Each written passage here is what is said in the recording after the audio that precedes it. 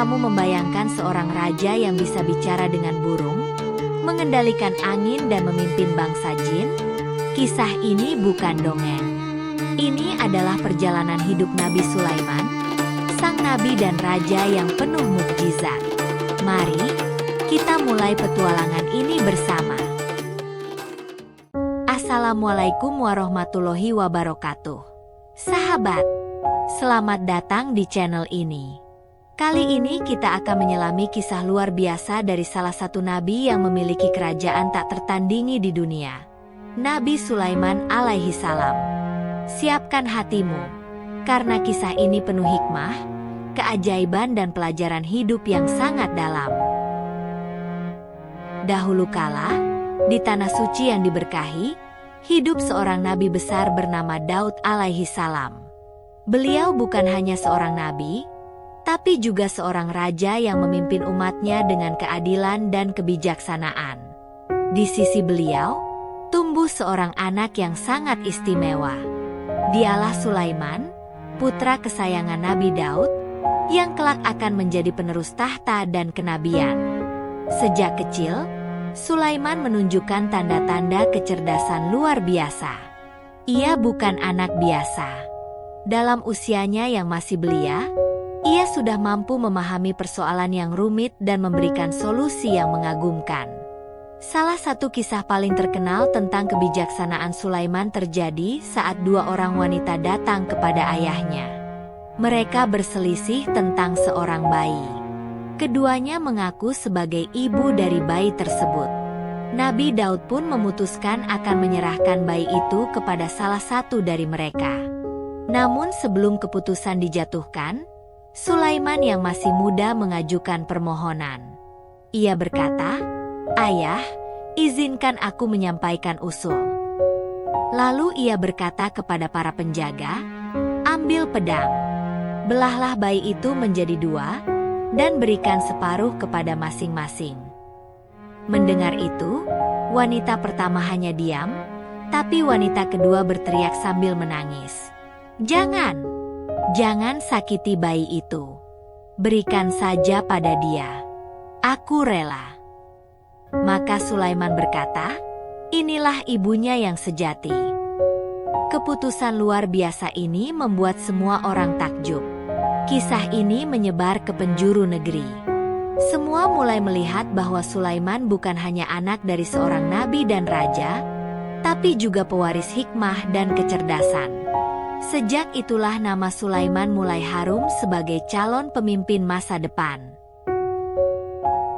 Setelah wafatnya Nabi Daud, Sulaiman diangkat oleh Allah sebagai nabi dan raja. Tapi kekuasaan yang ia miliki bukan kekuasaan biasa. Allah memberikan kepada Nabi Sulaiman mukjizat yang belum pernah diberikan kepada siapapun sebelumnya. Ia dapat memahami dan berbicara dengan hewan, memerintah angin, bahkan menundukkan bangsa jin untuk melayani dan membangun kerajaannya. Bayangkan, angin pun patuh padanya. Jika ia ingin pergi ke suatu tempat, ia hanya memerintahkan angin, dan dalam sekejap, ia terbang bersama rombongannya melintasi langit. Pasukannya terdiri dari manusia, jin, dan burung. Semua tunduk kepada perintahnya. Para jin diperintahkan untuk membangun istana-istana megah, membuat kolam-kolam dari kaca, dan mengangkat batu-batu besar seolah tak berbobot. Mereka juga menyelam ke dasar laut untuk mengambil mutiara dan harta karun dari perut bumi. Tapi Sulaiman tidak sombong. Ia selalu bersyukur dan berkata, "Ini adalah karunia dari Tuhanku untuk mengujiku, apakah aku bersyukur atau kufur." Betapa indahnya tatanan pasukan Nabi Sulaiman. Mereka berbaris rapi. Manusia di barisan depan, jin di tengah, dan burung-burung di atas mereka, terbang membentuk formasi. Salah satu burung yang paling dikenal dalam kisah ini adalah Hudhud, yang kelak akan menjadi pembawa kabar penting dari negeri jauh. Suatu hari, Nabi Sulaiman memeriksa barisan pasukannya seperti biasa. Namun ada satu yang hilang. Hudhud, burung yang biasanya setia dan disiplin. Nabi Sulaiman marah. Ia berkata, "Mengapa aku tidak melihat Hudhud? Sungguh aku akan menyiksanya atau menyembelihnya, kecuali jika ia membawa alasan yang jelas." Tak lama kemudian, Hudhud pun kembali. Ia datang dengan nafas tersengal-sengal. "Wahai Sulaiman, aku datang dari negeri Sabah. Aku melihat sesuatu yang menakjubkan. Di sana ada seorang ratu bernama Balkis. Ia memiliki singgasana yang besar dan megah. Namun sayangnya, ia dan kaumnya menyembah matahari, bukan Allah." Nabi Sulaiman pun mengirimkan surat resmi kepada Ratu Balkis. Ia berkata, "Dengan nama Allah yang Maha Pengasih dan Penyayang, janganlah kalian menyombongkan diri. Datanglah kepadaku dengan berserah diri." Surat itu dibawa langsung oleh Hudhud dan dijatuhkan ke pangkuan Ratu Balkis saat ia duduk di singgasananya. Ratu Balkis pun terkejut. Ia mengumpulkan para penasihatnya dan berkata, "Sungguh aku menerima surat yang mulia." Mereka berdiskusi, dan akhirnya Ratu Balkis memutuskan untuk bertemu langsung dengan Nabi Sulaiman. Kisah ini menunjukkan betapa bijaksananya Nabi Sulaiman dalam berdiplomasi. Ia tidak langsung memerangi, tapi memberi kesempatan untuk dialog, untuk mengajak kepada kebenaran dengan cara yang penuh hikmah. Saat Ratu Balkis dalam perjalanan menuju istana Sulaiman, Nabi Sulaiman memanggil pasukannya dan berkata, "Siapa di antara kalian yang dapat membawa singgasana Balkis sebelum ia tiba?" Jin Ifrit berkata, "Aku bisa membawanya sebelum engkau bangkit dari dudukmu." Namun ada satu hamba Allah yang diberi ilmu oleh Allah berkata, "Aku akan membawanya dalam sekejap." Dan benar saja, dalam sekejap mata, singgasana itu sudah ada di hadapan Nabi Sulaiman. Ketika Ratu Balkis tiba, ia dihadapkan pada singgasananya sendiri, yang telah disamarkan sedikit bentuknya. Ia pun berkata, "Sepertinya ini singgasanaku." Ini menunjukkan bahwa ia mulai memahami keajaiban yang sedang ia hadapi. Kemudian, ia dipersilakan masuk ke dalam istana. Lantai istana itu dibuat dari kaca bening, sehingga tampak seperti kolam air. Ketika Ratu Balkis melihat lantai itu, ia mengangkat ujung pakaiannya agar tidak basah. Nabi Sulaiman tersenyum dan berkata, "Itu bukan air, tapi kaca." Ratu Balkis pun terkesima. Ia menyadari bahwa Sulaiman bukan sembarang raja. Ia adalah utusan Allah.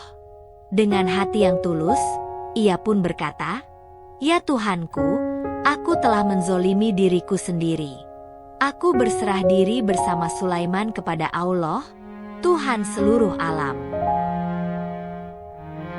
Meski memiliki kekuasaan dan mukjizat luar biasa, Nabi Sulaiman tetap manusia biasa. Ketika ajalnya tiba, ia sedang berdiri bersandar pada tongkatnya, mengawasi para jin yang bekerja keras membangun dan membuat berbagai struktur.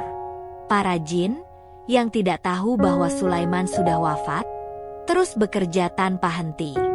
Mereka mengira beliau sedang mengawasi seperti biasa.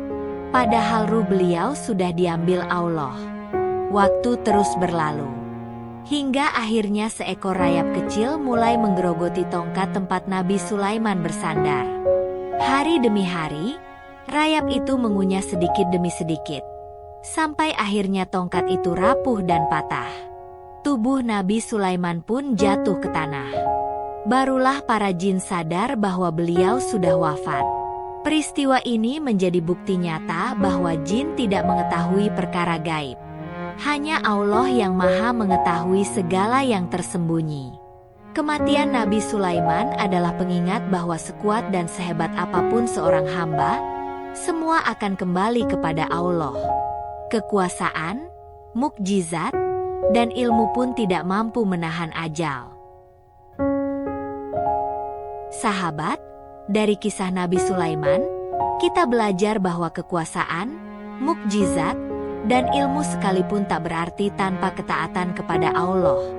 Betapa bijaknya seorang nabi yang diberi segalanya, tapi tetap rendah hati dan tunduk pada kehendaknya.